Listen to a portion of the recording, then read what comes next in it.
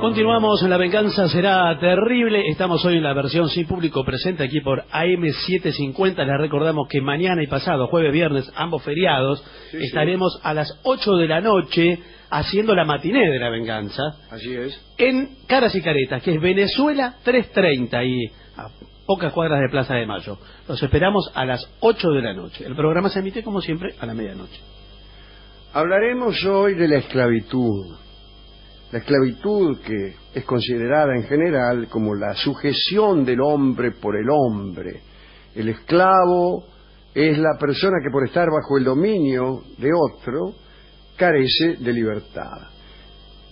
Esta carencia era históricamente a veces debida a las características y ubicuidad del nacimiento, otras a la miseria, otras a la ley, y generalmente era consecuencia del derecho que la guerra confería al vencedor.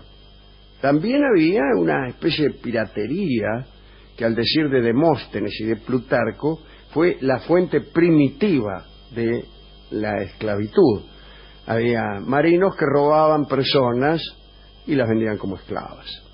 En la antigua Roma, el esclavo no era una individualidad, sino simplemente una cosa, un objeto neutro, mancipium, que a la menor falta se lo castigaba con el apaleamiento o con las cadenas o el suplicio de la cruz.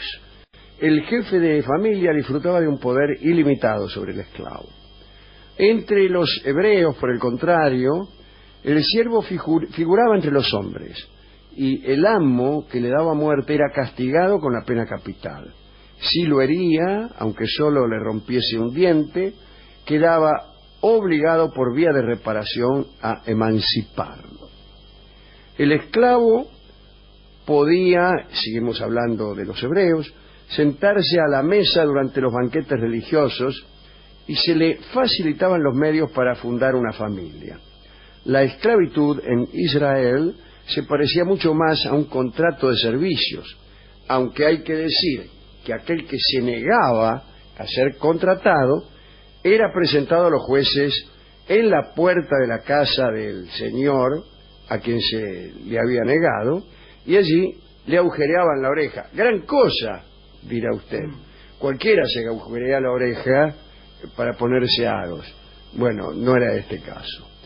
El hebreo tenía además el deber de asegurar a sus siervos el descanso del día sábado. Los griegos utilizaban como esclavos a los extranjeros a quienes habían vencido. A veces, los que sometían a hombres libres señalaban su triunfo con actos horrorosos, ¿no?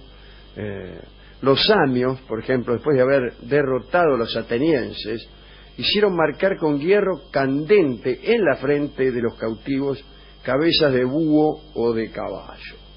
Escribió Aristóteles: hay hombres inferiores a los otros, tanto como el cuerpo lo es al alma. Aquellos serán esclavos por naturaleza. El niño tiene una voluntad imperfecta, la mujer la tiene subordinada, el esclavo está absolutamente privado de voluntad. Los hombres libres son incapaces de doblar su estatura recta para las labores rudas. Todo esto lo escribía el gran Aristóteles, a quien tanto hemos amado.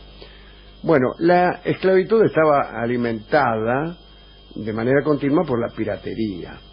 Allá en las playas del Mar Negro, los aqueos vivían de ese comercio, los mismos que lucharon contra Troya.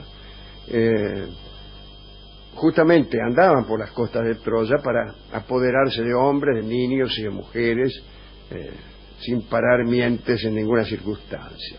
La captura no se realizaba solamente por mar, es decir, capturando una nave y apoderándose de sus tripulantes, sino que solía hacerse en el corazón de las ciudades, empleando en vez de armas engaños, astucias. Los llamados raptores de hombres recorrían las calles y las plazas públicas. ¿Sabe dónde rondaban? Allí donde había juego y fiesta, y se apoderaban de los niños o de los viajeros extraviados o de los borrachos. Egipto proporcionaba a Grecia sus negros como esclavos de lujo. Jonia parece que se destacaba por los hábiles flautistas y las buenas bailarinas. Y el Peloponeso aportaba mujeres bellas y de ingenio. Se vendían, en cambio, a muy bajo precio los capadocios y los cretenses. Los primeros, los capadocios, eran tenidos por tontos y los segundos por embusteros. En Chipre, en Samos, en Éfeso y Atenas existían mercados de utensilios y cuerpos, y antes de adquirir a un esclavo en subasta, el comprador lo hacía correr y saltar a fin de cerciorarse de que no tenía ninguna enfermedad. A ver, vaya de acá hasta allá y bueno, a ver, pegate un salto. Está muy bien eso. El esclavo, que está horrible. Sí, claro. El esclavo, que era esclavo por captura, en general intentaba escapar, desde luego.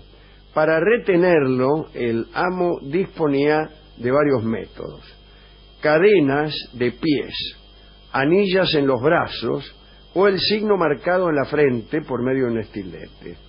El que devolvía un fugitivo a su dueño recibía una prima. De allí la existencia de un oficio, que era el oficio de buscador de fugitivos, ¿no? Que ponían carteles, proclamas, pero los carteles igual no podían poner fotografías. Y además tampoco sabrían leer muchas personas. No, desde luego. Según antiguos textos citados por Demetrio de Falera, la cantidad de esclavos por ciudadano en Grecia era enorme. En tiempos de Aristóteles, la proporción de habitantes de Atenas, por ejemplo, era 400.000 esclavos y solo 20.000 ciudadanos. 20 esclavos por hombre, ¿no? Aristóteles tenía 15, dice. Teofrasto tenía 9. Demóstenes, al morir, dejó 53. No sé a qué Teofrasto se referirá, pero si es el que digo yo, el también llamado Paracelso, no vivió en la antigua Grecia. Bien, existía una ley que prohibía manumitir más de 100 esclavos a la vez, no los podías liberar. Incluso en la mitología aparece la esclavitud, y a veces por motivos extravagantes, ¿no? La historia más extravagante es la de la pobre Trisífone, la hija que Alcmeón había tenido con Manto, la hija del adivino Tiresias. Bueno, Alcmeón había abandonado a su hija Tisífone. La abandonó.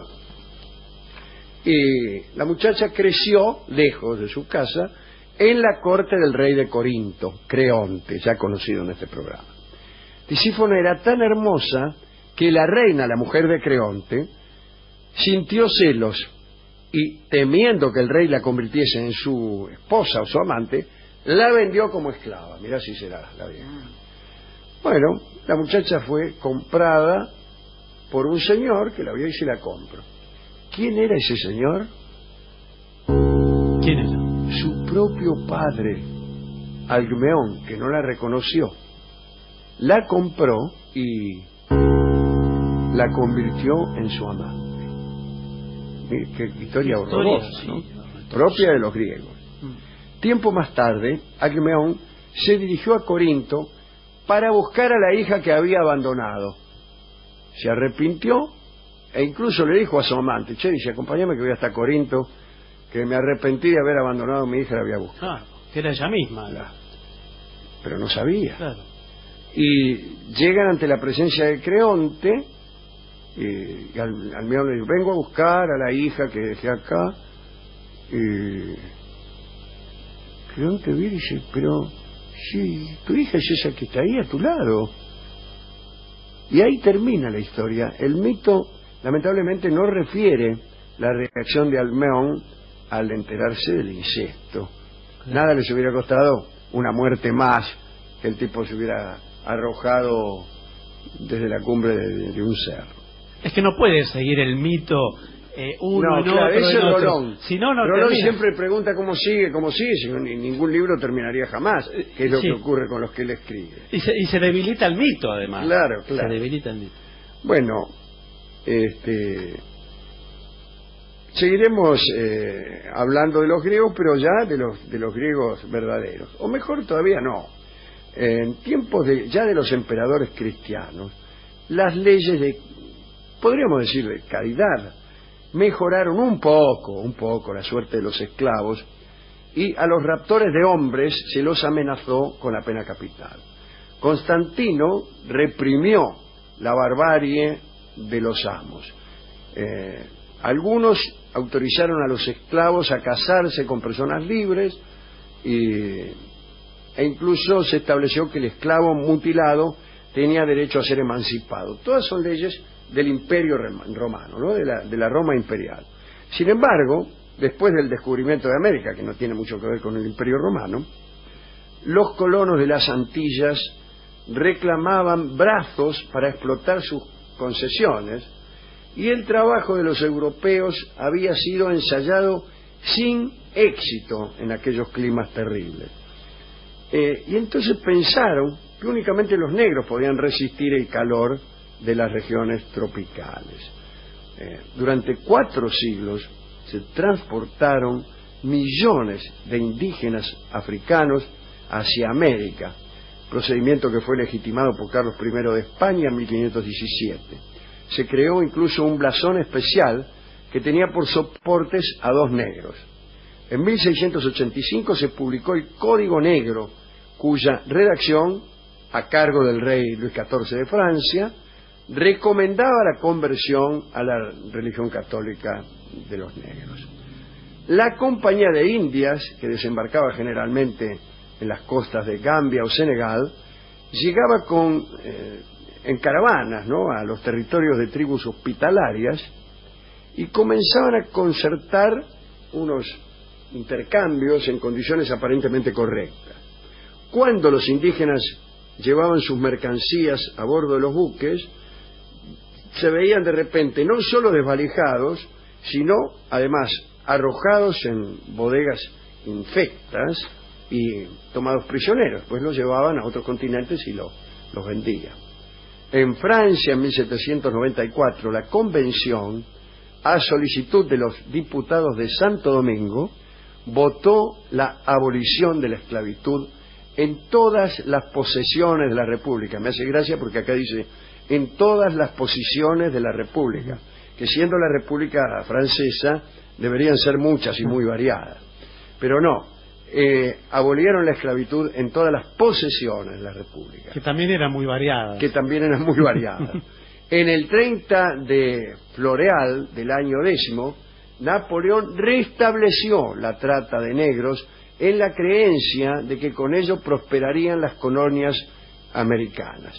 Finalmente quedó definitivamente abolida la esclavitud en 1848. Montesquieu, nuestro amigo, el escritor del espíritu de las leyes, escribió en 1720: el azúcar sería muy caro si no se hiciese cultivar por esclavos la planta que la produce. Estos individuos son negros de pies a cabeza y tienen la nariz tan aplastada que casi es imposible compadecerlos. No cabe en la cabeza de Dios, ser sapientísimo, pensar que haya puesto un alma, y sobre todo un alma buena, en un cuerpo completamente negro. Esto escribía el también nunca bien ponderado Marqués de Montesquieu. Dios libre y guarde. Padres de la República Francesa. Sí, claro que sí. No, luego, admirado todavía hoy. Sí. En Inglaterra la esclavitud fue abolida por la Cámara de los Comunes en 1807, y en Estados Unidos, saben ustedes, recién en 1863, después de la Guerra Civil, cuya, digamos, polémica central era justamente esa. Portugal no suprimió la esclavitud hasta 1875, España la abolió en Cuba y en Puerto Rico en 1880. Aquí en la Argentina no hace falta decir que fue la Asamblea del año 13 la que no abolió directamente la esclavitud, sino que decretó la libertad de vientres, de modo tal que los nacidos, los hijos de esclavos, nacidos a partir de ese día, nacían ya libres.